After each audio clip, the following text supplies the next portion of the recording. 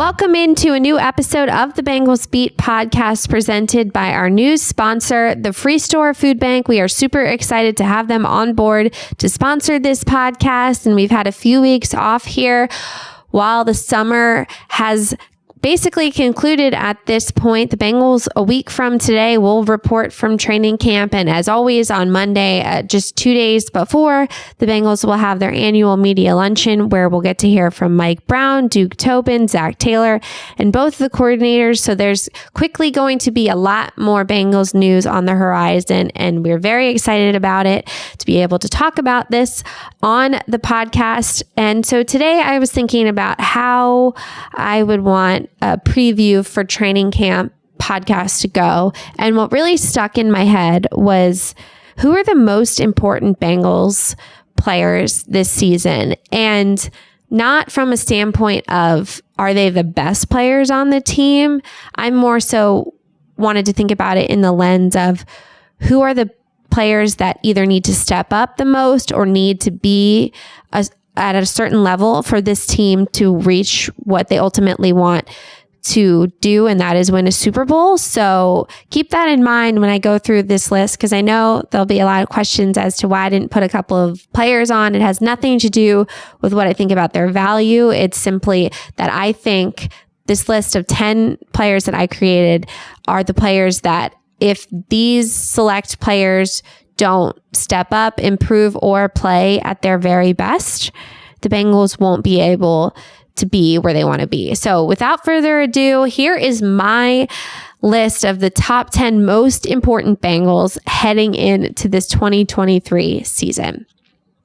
So we're going to go from 1 to 10 in order of 1 being the most important and 10 being the least important. And like I said, there's going to be some names on here that you'll wonder why they're on over some other players, but we'll break it all down. And as always, please just send in your feedback. I love hearing what you guys think about the list. If you agree with me or if you disagree with me, this is the fun stuff that I love to talk about with you guys. So let's kick it off. Number 1 for me won't come as a shock to anyone, and that is, it's Joe Burrow. There's not a whole lot that needs to be said about him and his importance to the team, but just think about it like this. If he were to get hurt and they lost him for the season, what would happen to the Bengals season? And he makes everything go on this team in the locker room. So it was a pretty easy choice for me, number 1 being Joe Burrow.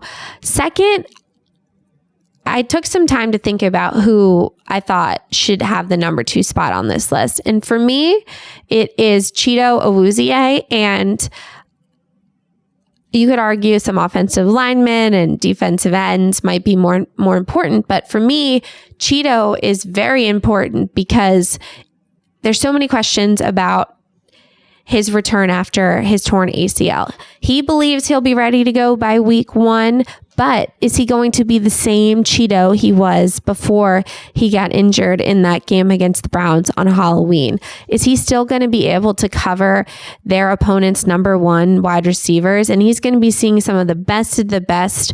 And before he got injured, he was the Bengals' best cover corner, and he was playing at a really high level.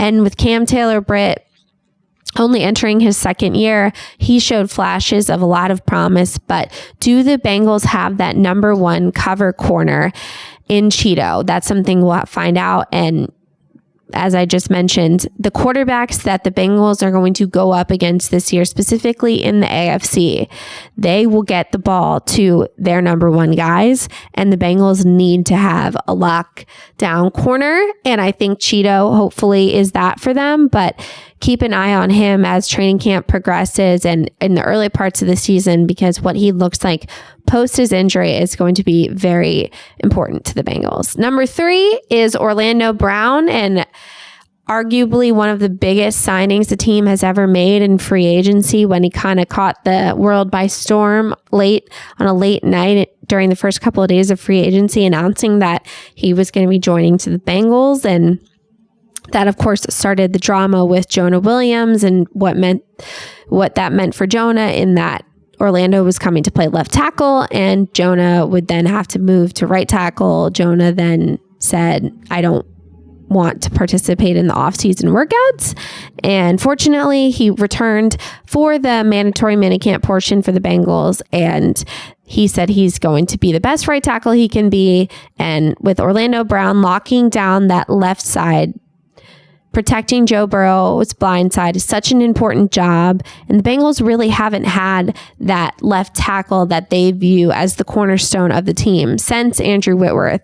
And a lot of people think Orlando Brown could be on his level, and due to the amount of really good pass rushers in the division and in the league, if Brown can hold down the fort on the left side, it could go a long way. You've seen Joe Burrow take this team to really far places without a premier offensive line. And now with Orlando Brown, Cordell Volson, Ted Karras, Alex Kappa, and Jonah Williams, or if La'el Collins comes back and beats him out, they feel like this is the deepest offensive line and most talented offensive line they've had since Zach Taylor got to Cincinnati. And Orlando Brown is a huge part of that. Number 4, DJ Reader. You guys all saw what happened to the Bengals last year when he missed a couple of games. The New Orleans game really sticks out to me in terms of he's such a valuable part of the defense when it comes to stopping the run and being able to free up some of the other rushers around him. He's underappreciated, in my opinion, across the league, but inside the Bengals building, they know how important DJ Reader is, and the Bengals really value him as they made him the highest paid free agent signing they've ever made someone when they signed him a few years back. And he's very important because a big reason why Cincinnati's defense took the steps it did last year was they were much better against the run. And when you have to go up against Cleveland twice a season, you have to go up against Pittsburgh twice a season, and some of the other run-heavy teams in the AFC, having your run stuffer DJ Reader up front is so important.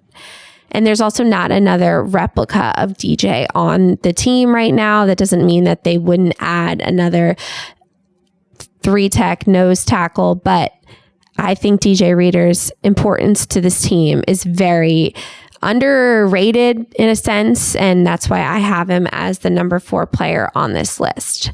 Number 5, Alex Kappa. Everyone saw what happened to the Bengals offensive line when he got hurt late in the season last year in the wild card performance when he injured his ankle. There was a big question of what if he thought he would be able to play had the Bengals made it to the Super Bowl, but unfortunately, their season was cut short in Kansas City, but Alex Kappa was playing as well as any guard was at the time he got injured, and he made a world of a difference playing next to Ted Karras and helping protect Joe Burrow. So Alex Kappa, to me, comes in at number 5 because he's critical to the offensive line success. Number 6, Dax Hill. When I put out on Twitter that I was going to be doing this list, most people that responded had Dax Hill as their number 1 player of importance for the Bengals, which I thought was pretty interesting. I totally understand he's a former first-round pick who's really going to be getting his first chance to start at the position. He did play a significant amount last year, but the Bengals had to move him around a lot purely based off of injuries at other positions, and he has that position flexibility that they like. But this year is the year for Dax Hill to show if he's capable of being a free safety in the NFL as the starting caliber free safety. And the safety room is going to look a lot different. The team had to move on from Jesse Bates and Von Bell. So they now have Dax Hill and Nick Scott. Both of, you can say, are Nick Scott is starting for the first time for the Bengals.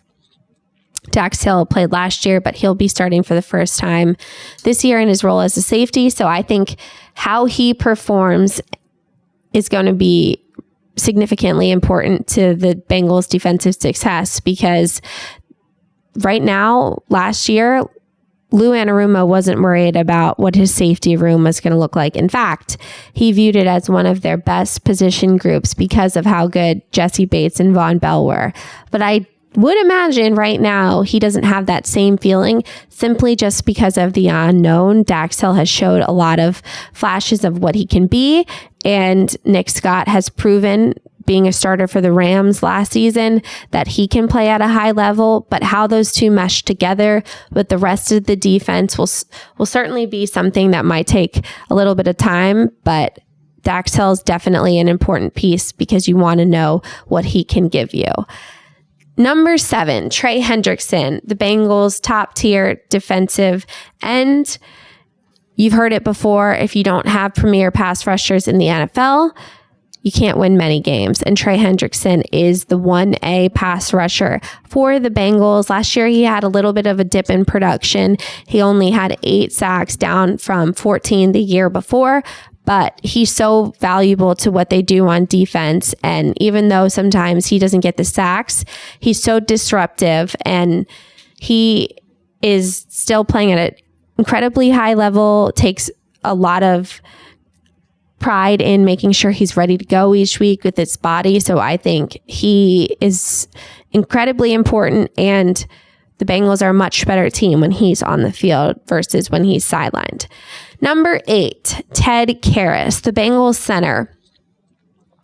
You've seen before what the Bengals offense looks like without a quality center, and Ted Karras' impact was noticed right away. He was voted a captain in his first season, and even more than that, what he did on the field in terms of his chemistry and getting the rest of the offensive line ready to go each week. He calls himself a demeanor hound. He takes his job very seriously in making sure the offensive line doesn't have any issues going on during the game. He has developed a really great rapport with Joe Burrow. So Ted Karras is very, very important. And if you look at behind Ted Karras, your options at center aren't great for the most part. So Ted Karras' health is incredibly important because he needs to stay healthy and start as many games as he can for the Bengals offensive line to be what they think it can be, because he's really the glue guy. Number 9, Joseph Awuzie. This is the year for Joseph Awuzie. He's entering year 3 on a 4-year rookie contract, and the Bengals, when they drafted him in the 3rd round, felt like they were getting a steal in Joseph Awuzie for him still being available, but the injury bug has hit him hard, and he's been playing behind 2 really quality edge rushers in Sam Hubbard and Trey Hendrickson, so he hasn't gotten on the field as much as he would if he played for other teams. But when he has been on the field, what have we seen from him? Have you been able to see enough to form your opinion? Most of the time, it always comes back to, well, if he can stay healthy, then it's a different question. So for Awuzie, can he stay healthy and be the number 3 edge rusher for this team? Because this is the season for him to prove if the Bengals are going to want him to stick around long term. He'd like to have that decision, and the Bengals would love to have that decision without any question, because he has such a good season coming up. So Joseph Awuzie, very big year for him. And if the Bengals can add another quality edge rusher, they weren't the NFL's best in getting after the quarterbacks, and it's something that I feel like they need to do a better job of. If Awuzie can give them a boost, that would go a long way. And rounding out my list, linebacker Logan Wilson coming in at number 10. He's such a valuable piece in Lou Anarumo's defense.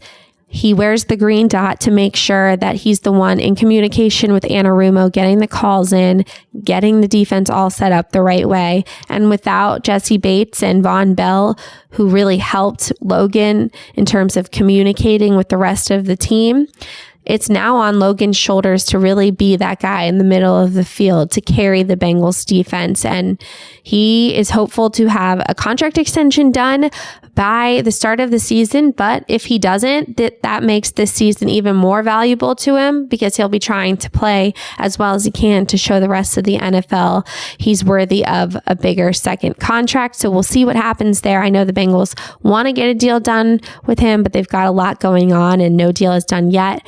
But Logan, very important to the defense, and has become one of the Bengals' best homegrown draft picks in the last couple of years. So now I've given you my 10 players You might ask, how do you have a list of the 10 most important Bengals without Ja'Marr Chase, T. Higgins, and Tyler Boyd? Well, to me, here's how I viewed it as. Say, for example, what you saw last year and the year before, Ja'Marr Chase is injured. The Bengals are good enough at receiver with T. Higgins and Tyler Boyd, who are both still on the team, that they can win games without Ja'Marr Chase because they're so talented. Vice versa. Same thing for T. Higgins. If it's just Ja'Marr Chase and Tyler Boyd with T. Higgins on the sideline, they're still good enough to win games. That's the beauty of having 3 number 1 caliber wide receivers on your team. So that's why I didn't include them. If I did a list of the 10 best players, of course, Ja'Marr Chase and T. Higgins and Tyler Boyd would be on it. But this is the most important players for what the Bengals want to do. And you should feel confident that in a 17-game season, if any of those receivers get injured, they have enough backups that they'll be completely fine. And you saw that the Bengals went 4-1 when Ja'Marr Chase was out. And when the news broke that Ja'Marr Chase was going to miss some time, there was immediate panic. Like, are the Bengals going to be able to hold up while Ja'Marr Chase is gone? T. Higgins and Tyler Boyd showed you they got this. It's fine. So keep that in mind. And it might be easier to look at this list and when you're trying to make the list yourself of what would happen to the Bengals if this player got hurt and couldn't play the rest of the season. That's kind of how I made that list. And also with players like Dax Hill and Joseph Osai, it's about proving themselves and why this year is important for them. So that's how I came up with this list. I would love to hear your feedback on your list, what you think of mine, and go from there. But this is just a fun little list, an activity for me to do as I brush up on things before training camp and get ready for the daily coverage that we are going to have. But this is fun. You could argue, just before I sat down to record this podcast, I changed the list. And I feel like if I looked at it for another day, I'd change it tomorrow. And that's the fun of creating lists like this and debating topics like this one, which I hope to hear feedback from all of you on. So that's it for me today. Just a preview of what's going on here with the Bengals now. Vacation's over, summer break is over, and now it's time to get back to the grind of the Bengals season. And I'm really looking forward to bringing you all along with me. Thanks for tuning in.